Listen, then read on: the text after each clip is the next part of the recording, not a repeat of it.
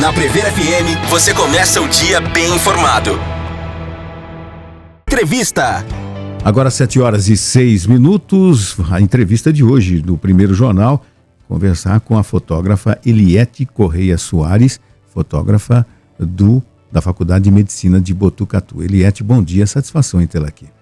Bom dia, a satisfação é toda minha, eu agradeço muito esse convite e me sinto honrada de estar aqui na casa para essa entrevista. Bem-vindo ao Clube dos 300. Obrigada. 301, você. 301. Não são os 300 de Esparta, mas são os 300 do Primeiro Jornal. Que legal, 301. Eliete, quanto tempo você está na Faculdade de Medicina como fotógrafa? Bom, posso começar claro, de uma forma inclusiva, vamos falar lá. Assim. Para quem não me conhece, eu vou fazer uma apresentação inclusiva. Então, eu sou uma mulher branca de 56 anos, uma estatura de 1,70, um porte médio, cabelo castanho, sempre estou com ele de rabinho ou um coque. Costumo sempre, hoje eu estou com uma camiseta, calça comprida e tênis, um brinquinho pequeno. E essa sou eu, Eliete. Olha só. Dizem que eu tenho um sorriso fácil, né? Então eu acho que essa meio que é minha marca, assim, um sorriso. Mas também choro fácil, você vai ver. É emotiva também, né? Super. É emotiva também. Então, e tomando o que você perguntou, eu estou na faculdade há 36 anos, mais ou menos. 36 anos. Isso. Sempre como fotógrafa? Sempre como fotógrafa na área de dermato. Aí eu tive uma experiência além da dermato junto com a assessoria de comunicação e imprensa. Na época a gente tinha o jornalista, o senhor Fernando Sepian. Verdade, grande Fernando. Nossa, muito. E o senhor Fernando, eu digo que ele foi um marco assim, na Faculdade de Medicina, na área de jornalismo, porque ele que abriu a Faculdade de Medicina para a cidade. Facilitador para os órgãos de imprensa também. Total, né? Uma pessoa de extremo conhecimento, né? Nossa, era uma pessoa assim que abriu muito assim a parte jornalística da faculdade. Abriu também, inclusive para os médicos, né? Porque eles tinham uma ideia assim. O senhor Fernando falava muito isso, assim. Não adianta me passar a notícia depois que aconteceu, né? A pesquisa tem que ser falada antes, né? Tem que criar uma expectativa, né? Depois que ela aconteceu, aí já está rolando, né? Entendi. O seu Fernando era uma pessoa foi muito importante. Foi nessa época que você entrou, inclusive? Sim, foi nessa época que ele me convidou para trabalhar com ele, fazendo as fotografias, mas juntamente eu nunca deixei a dermato, né? A dermato sempre eu fiz essa parte de documentação de doenças, cirurgias, e faço até hoje voluntariamente, que eu me aposentei, né? Uhum. Eu me aposentei em 2019, mas não abandonei o cargo, até porque não tinha quem fizesse, né? Não teve nova contratação. Então, faço com menos volume do que eu fazia antes, mas ainda continuo fazendo. Não está mais no 6x1, que é um termo da moda. Não estou mais no 6x1. Aposentei para sair do 6x1. Do 6x1, né? Que legal. E você viu muita coisa, né? Vivenciou muita coisa nesse tempo todo, né? Sim, foi um período rico, né? Eu digo assim, de muita gratidão, porque eu tenho muita gratidão pela Dermato, pela Faculdade de Medicina, pela Unesp como um todo, porque me deu uma profissão, né? Eu entrei com 19 anos, que eu sou de Laranjal, né? Sou de Laranjal Paulista, vim para cá com 17 anos e meio, tive alguns empregos até prestar o concurso para a faculdade. E aí eu entrei com 19 na faculdade. E aí, sem fazer nada de foto, aprendi foto lá. Porque na realidade eu fui contratada, o meu concurso foi para laboratório clínico. Entendi. E aí naquela época tudo era mais fácil, né? Aí a doutora Neuza, que é a quem montou todo o serviço de dermato aqui, ela queria uma menina. Ela falou, eu prefiro que venha uma menina para dermato, para trabalhar. E ali na hora, então vem você, eu ia para o laboratório e me puxaram, não, vem você e vem você para dermato. E ali eu comecei, E nesse mesmo período começaram a vir os computadores. A gente ainda não tinha os computadores. Olha só, gente. E a coisa Não, eu tô dizendo antiga. assim, eu imagino as jovens aqui, o pessoal que está acompanhando, né? Fala, gente, como não tinha computador? Que Não isso? O computador não tinha. nasceu já com o mundo? Pois não é, nasceu. não nasceu. E aí os computadores começaram a vir. E aí com essa vinda dos computadores, os professores começaram a vir com aquelas pastas de memorial, né, tese, tudo para colocar no computador. Aí eu olhei aquilo e falei, nossa, será que eu vou dar conta de ficar Vou voltar para Laranjal, você pensou? Vou voltar correndo. E aí tinha uma outra pessoa, o Valdir, que fazia as fotos, o Valdir Magro. E aí o Valdir ficou encantado com os computadores, né? E aí, de novo, né, vendo essa parte da facilidade que era naquela época, aí eu falei, Valdir, já que você gostou tanto disso, fica você com o computador e me ensina a foto. E ele achou ótimo, né, pela minha sorte, né? E aí ele começou a me ensinar a foto. E a Dermato, ela tem, assim, uma preocupação muito grande com essa área de fotografia, porque a Dermato precisa muito de foto. Todas as doenças, elas têm as características, então, dependendo da característica da doença, ela já vai para uma linha de raciocínio para diagnóstico. Então, as fotos têm que ser muito bem feitas, né, com muito rigor de detalhe. E aí eu comecei a aprender. E a Dermato sempre investindo, então tinha muito curso em Curitiba. Aí, nossa, tem curso legal em Curitiba. Não, vai lá fazer. Então eu fui fazendo os cursos. O Valdir agarrou o computador, graças a Deus. E aí eu fui me aprimorando com a fotografia.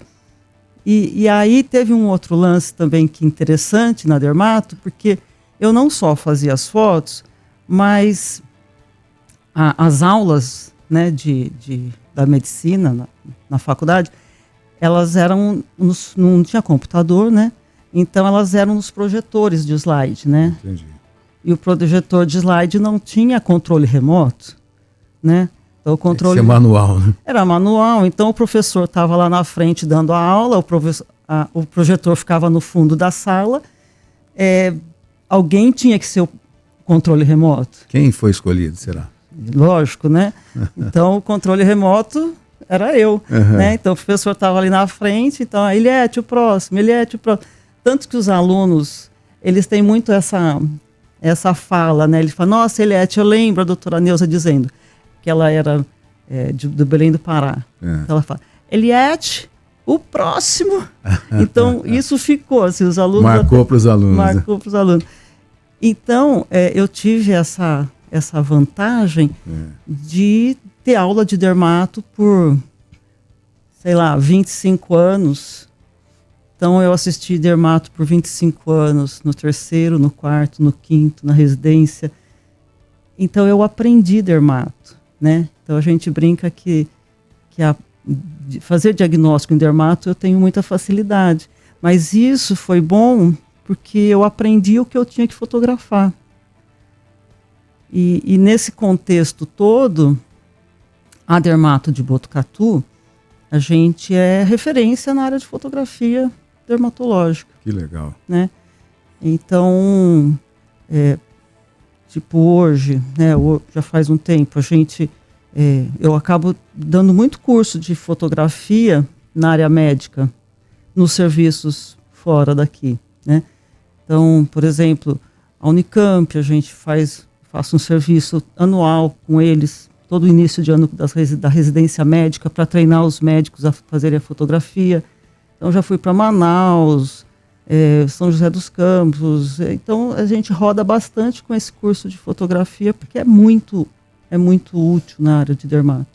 Entendi. E como era a sua rotina sendo uma fotógrafa no hospital? Imagino que as pessoas devem se questionar, né? Porque imagina um fotógrafo num casamento, num aniversário. Como que era isso de você estar ali fotografando doenças, né? Pessoas. Como que era a sua rotina?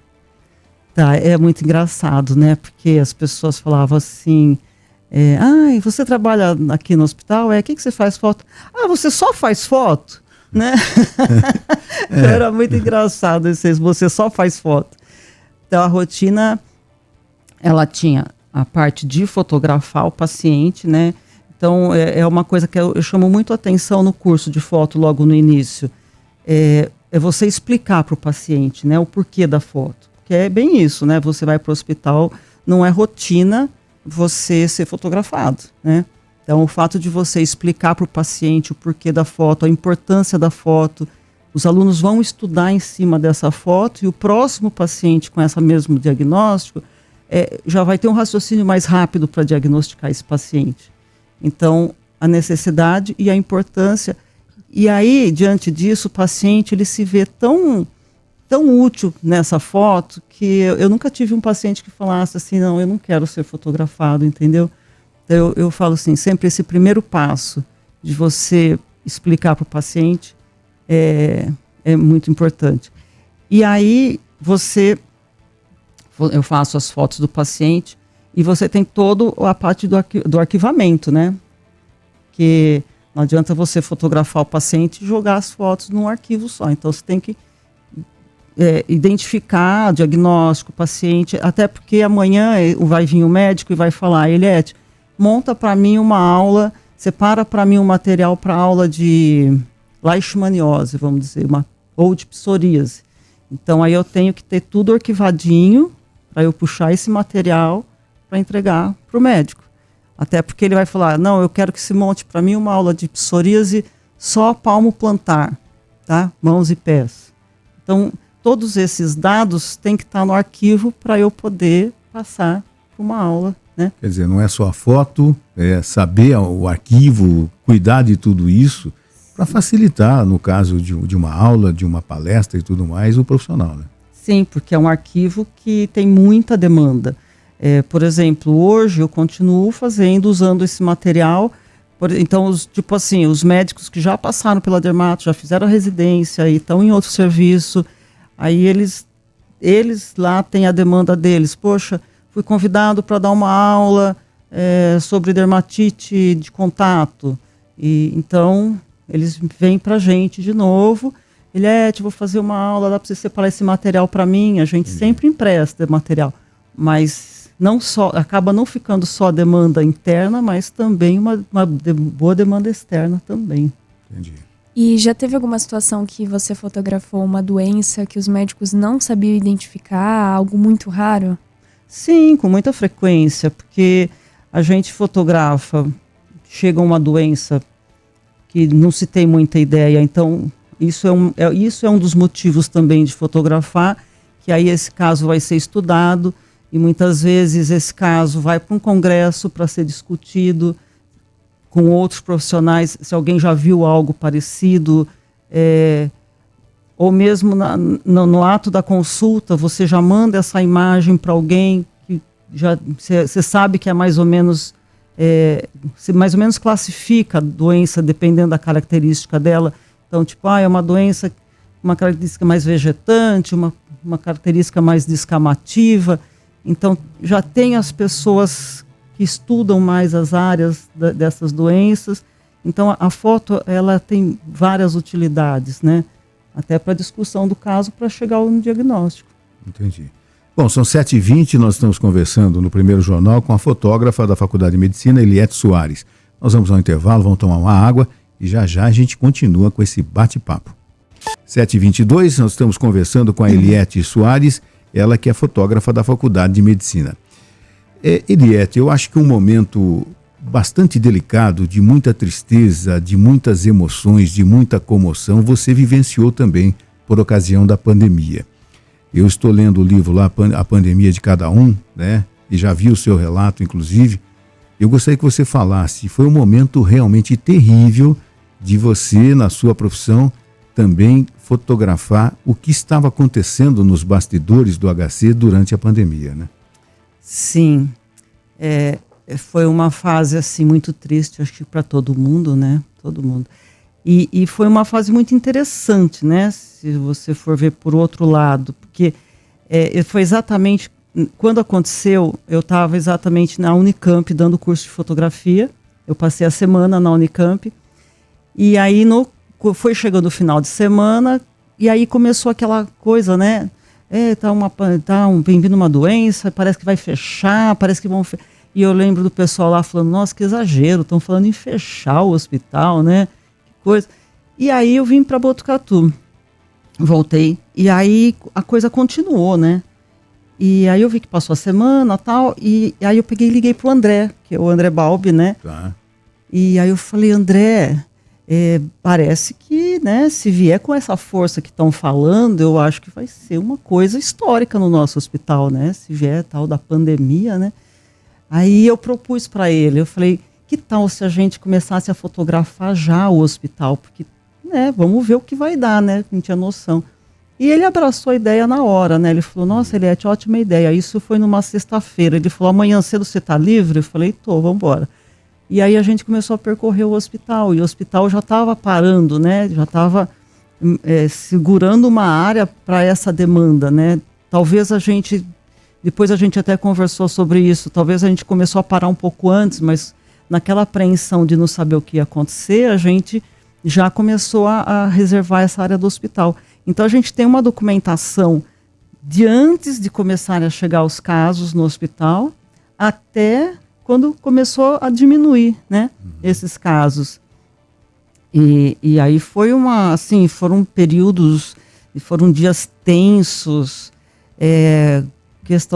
teve um dia de ter que o governador pediu para que tivesse um número de leitos e aqueles leitos tiveram que ser feitos no dia, então foi uma remoção de paciente e instalação de equipamento nos quartos, foi muito tenso, foi um dia que eu fiquei assim das 8 às 8 da noite e foi muito tenso esse dia, de ver toda aquela movimentação, aqueles casos acontecendo, aqueles pacientes tudo mal.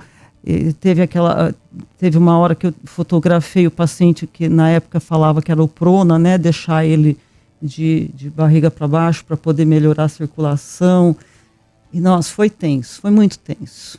Não, imagino controlar a emoção vendo colegas seus, né, trabalhando incansavelmente, varando horas e horas, e a coisa só aumentando, você pensando também na família, na sua proteção individual também, porque faltou até EPIs, não digo que aqui na Faculdade de Medicina, mas você tinha que pegar a emoção do que estava acontecendo, terrível, né?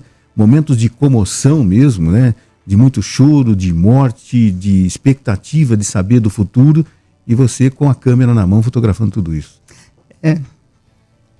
Eu falo assim que até hoje me emociona, sabe? Entendi. Falei que eu choro, né? Não, mas eu choro. Fique à vontade, é a sua emoção, o momento que você viveu. Eu falo que esse assunto para mim, até hoje, mexe comigo. Das coisas, eu falo que foi uma fase que eu rezei muito. Era bem isso, você vê aquela pessoa, eu cheguei um dia, nesse dia, foi um desses dias de observar um paciente do lado de fora, mas as portas tinham aquelas janelinhas, e eu fotografava muitas vezes por ali. E aí eu vendo o paciente parando, né? Então era um senhor, e aí você via o aparelho fazendo a linha reta ali do coração, do batimento. E aquela tristeza de saber que podia ser alguém conhecido seu, né? Estava ali sozinho, morrendo sozinho, né? E eu rezava muito, né? Até pela família.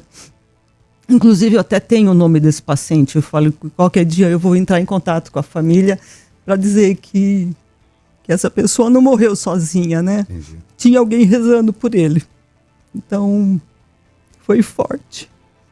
Não, e dias intermináveis, né? Dias de muita emoção, vendo pessoas que partiam, colegas de trabalho, enfim.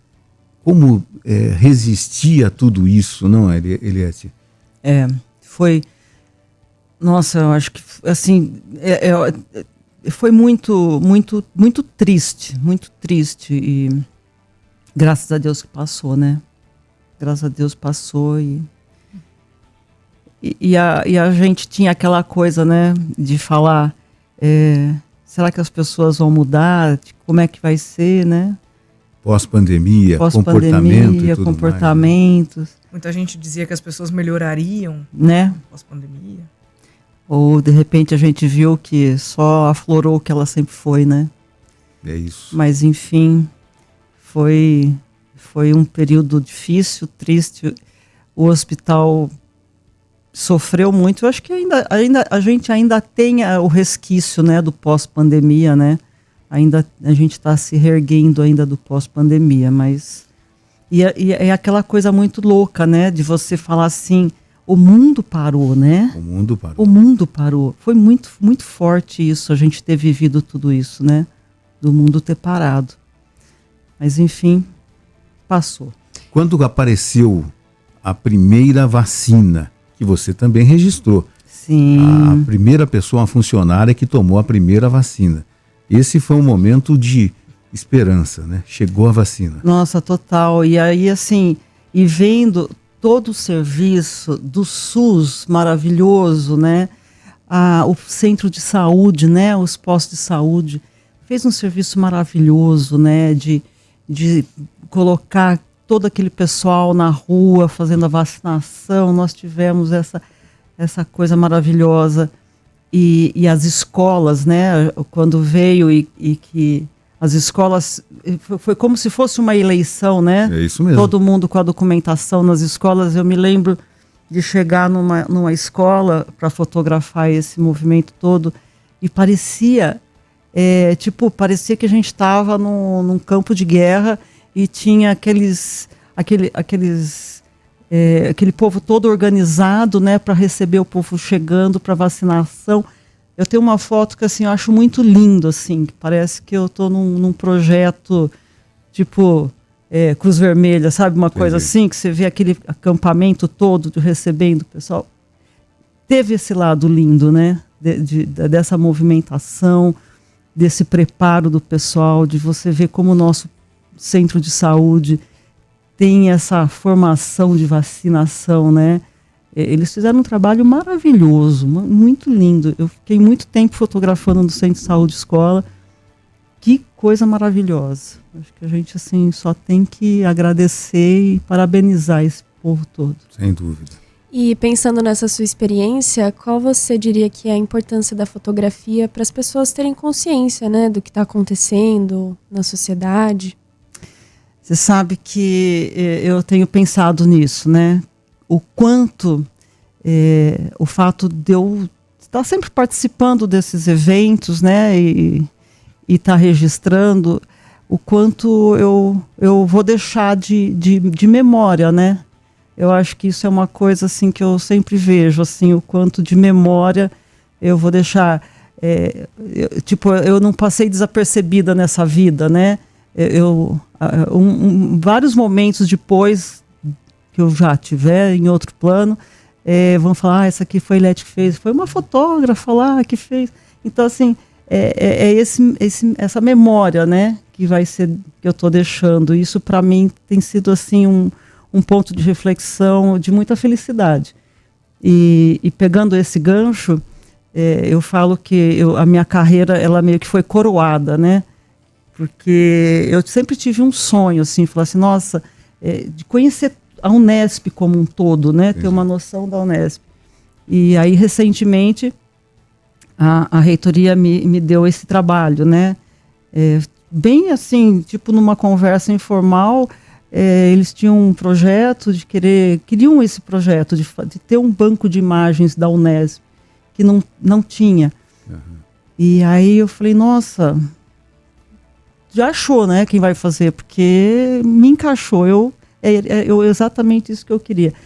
E aí eu acabei pegando esse trabalho de fazer a documentação da Unesp como um todo.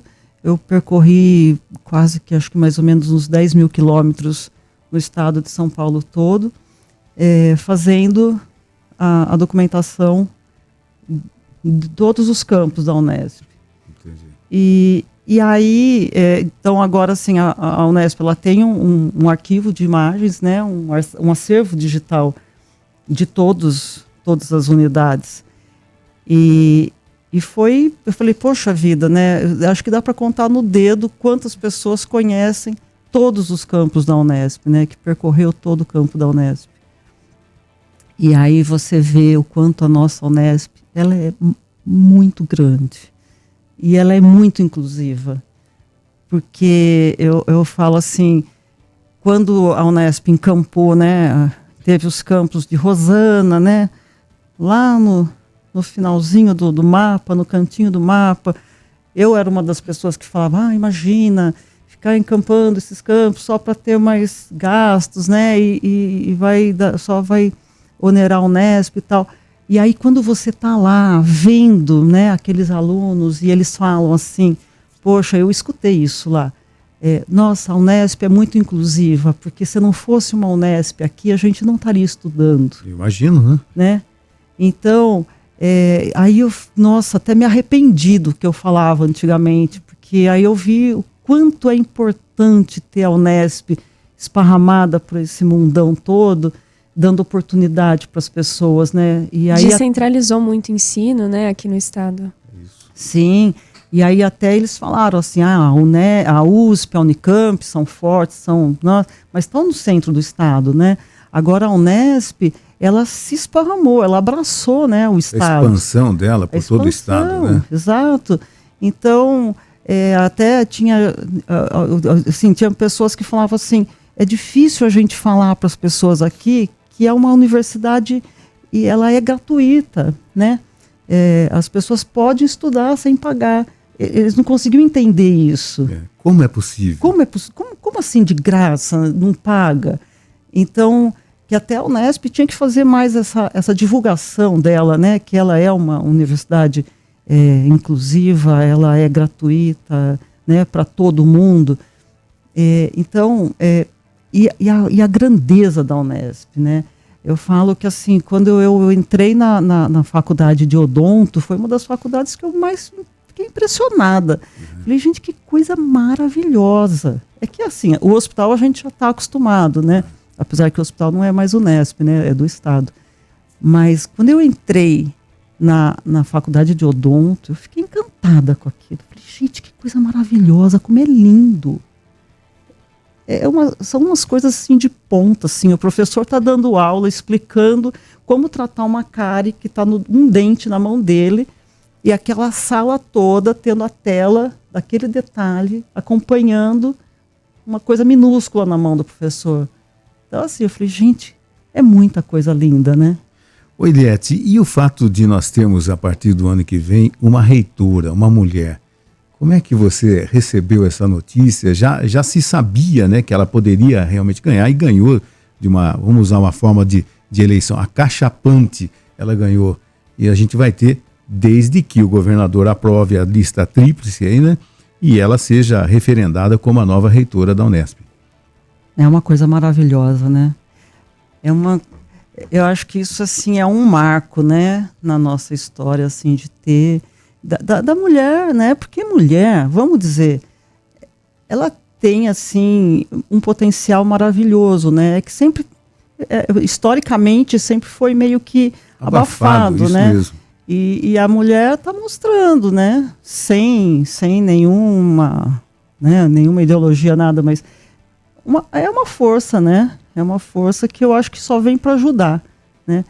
E hoje tem a Maísa, que vai ser a nossa reitora, com certeza vai fazer uma administração maravilhosa.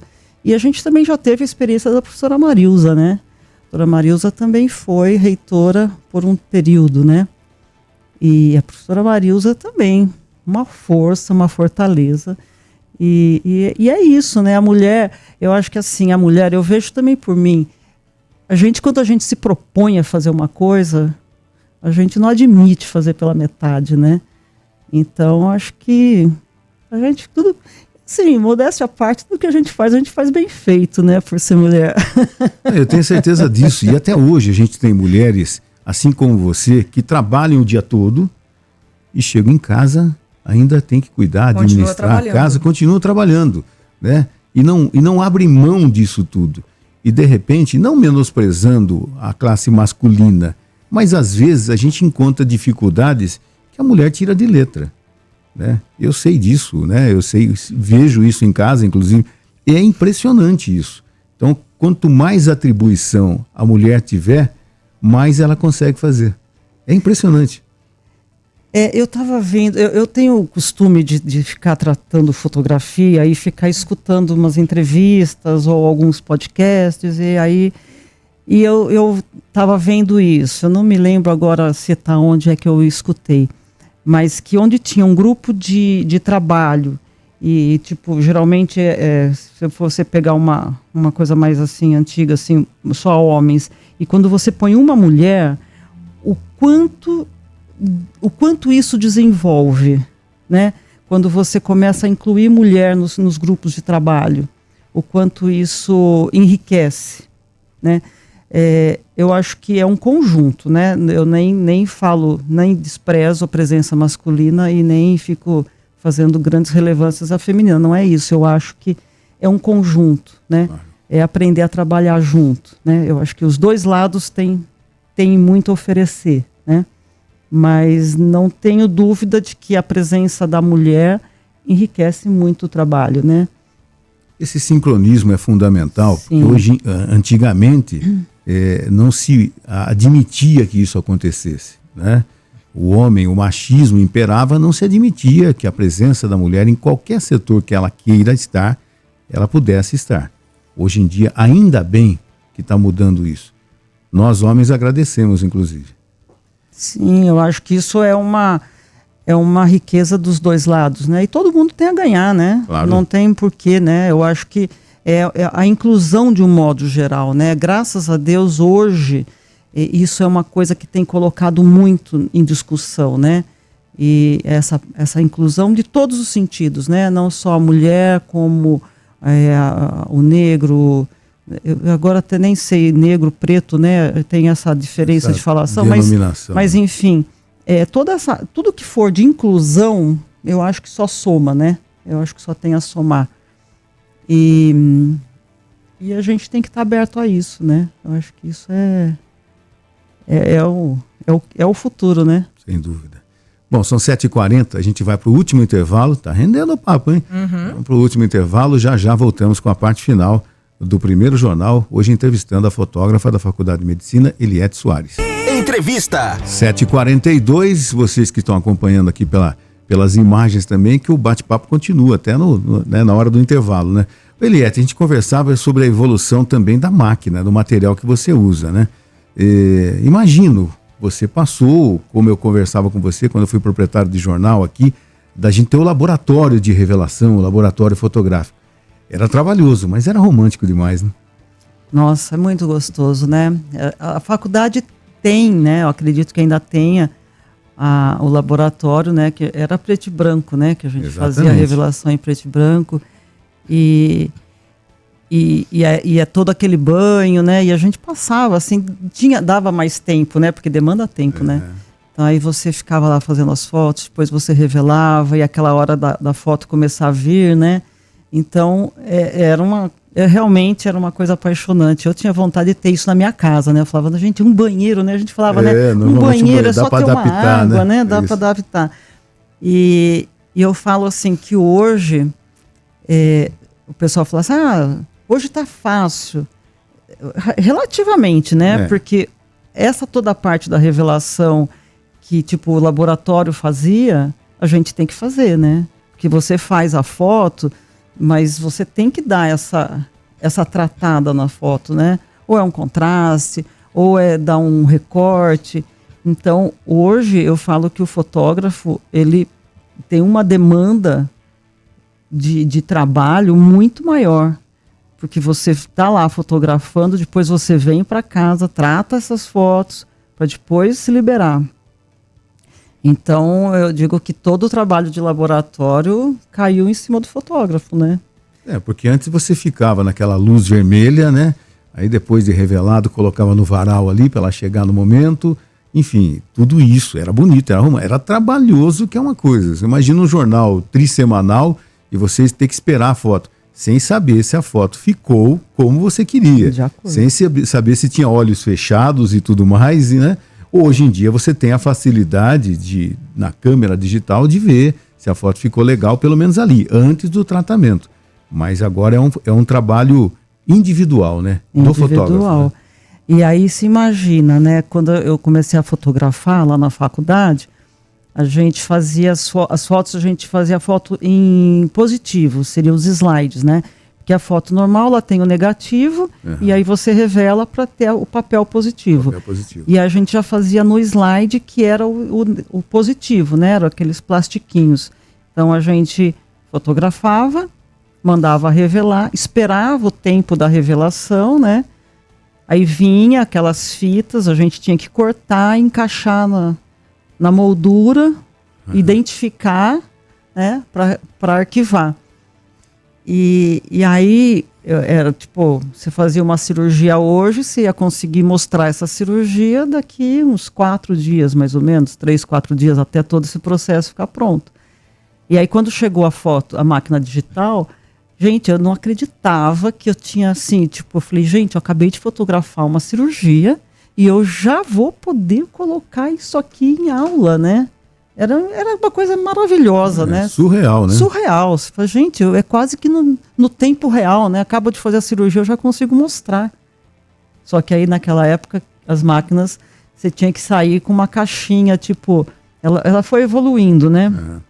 Mas no comecinho eram uns disquetes, né? Era chamada Mavica, com os disquetes que tinham 10 poses, mais ou menos. Nossa, você tinha que pensar, né? Era pior que o filme, né? Porque o filme se falava assim, aqui tem 36 poses. Bicho, tô no 34, vou pensar o que eu vou fotografar, olha só, né? gente. E aí depois vieram essas, que no comecinho, né? A gente não tinha qualidade ainda, né? Essas câmeras, né? Essas digitais. Aí vinha... Aí você tinha que andar com aquela caixa de disquete, acabou.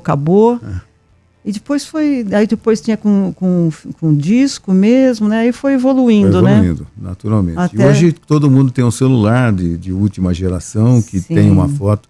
E qual a câmera que você usa ainda hoje?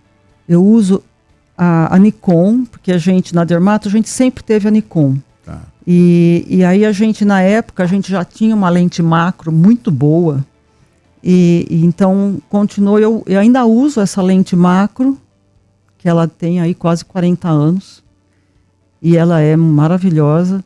Então eu uso a Nikon com as mesmas lentes que eu usava antigamente, e eu sou uma Nikon, assim, as minhas que eu trabalho, né, com eventos, eu uso a Nikon, e gosto da Nikon, e a câmera tem disso, né, ela... por conta de que elas não são intercambiáveis, né? Então a Nikon conversa com a Nikon, a Canon com a Canon, né? Você não consegue trocar lente, né? Elas têm que ser compatíveis, né? Compatíveis. Então eu falo assim, quando você vai adquirir um equipamento, você tem que ter essa noção, né?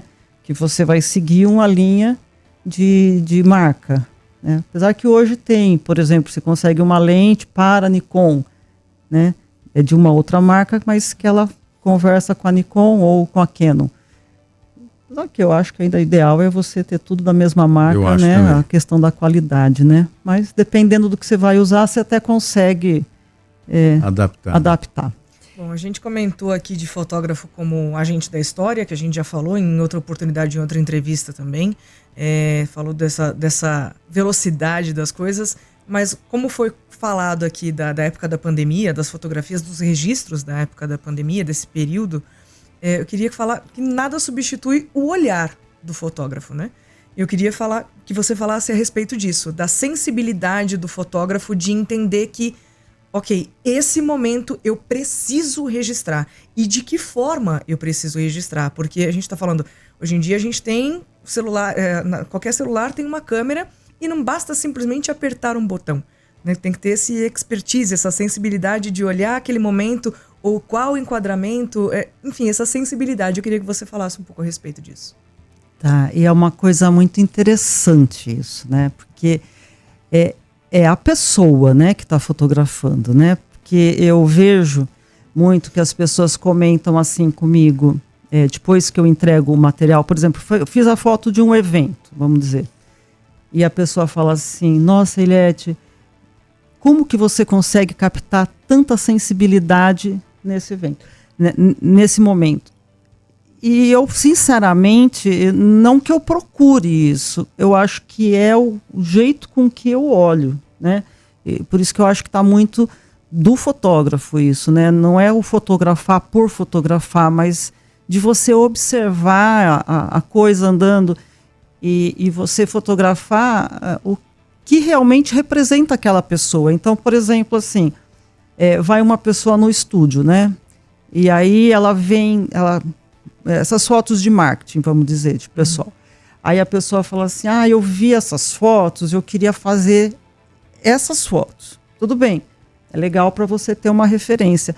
Só que não adianta você colocar a pessoa numa pose que não é dela, né? Então, muitas vezes eu falo assim, eu gosto de fotografar, fazer umas coisas assim com a mão aqui, a mão ali, e a pessoa não se encaixa, né? Então, é muito da pessoa. Então, eu prefiro ir conversando com a pessoa e vou vendo o jeito da pessoa. E aí você vê a posição que a pessoa se encaixa. Então, a pessoa é aquilo. Uhum. Não adianta eu falar para ela botar uma mãozinha no queixo, que aquilo não vai encaixar. Vai ser artificial, né? Então, eu acho que cabe ao fotógrafo ter essa sensibilidade de observar a pessoa ou a situação e ver o que daquilo dá para ser transmitido, né? Não dá... Eu falo assim que na fotografia não tem um copia e cola, não tem uma regra, né? E a fotografia, ela tem essa coisa da beleza, porque dependendo da iluminação, ela dá um tom, né? Depende da iluminação, depende de quem está sendo fotografado, ela depende de muitos fatores para dar um resultado. E o tratamento da imagem que fecha, né? Por isso que eu falo assim, muitas vezes a pessoa fala assim, você tinha que ter alguém que te ajudasse. Mas eu ainda não consigo, porque assim, do jeito que eu estou captando a imagem, eu quero tratar porque eu sei o que eu quero mostrar nisso, né? E a parte do tratamento faz parte. Uhum. Então é um conjunto, né? O resultado da foto é um conjunto do que eu estou olhando e do que a pessoa está transmitindo, né? Então eu acho que é isso. Eliette, e em relação à exposição que vai ter agora em novembro na Pinacoteca, Memórias de Botucatu, que está sendo organizada pela Faculdade de Medicina? Isso. Esse trabalho, eu também estou curiosa, porque foi a Marta Martins, que ela trabalha na reitoria e na parte do memorial da faculdade. Eles me apresentaram algumas fotos antigas de Botucatu, não sei que ano se eu não me engano, até é da família Lunardi, essas fotos, acho, não sei se todas. E aí eles me passaram essas fotos e falaram, você faz essas fotos com o olhar de hoje? Né? Então, essa exposição vai ser sobre isso, em cima disso.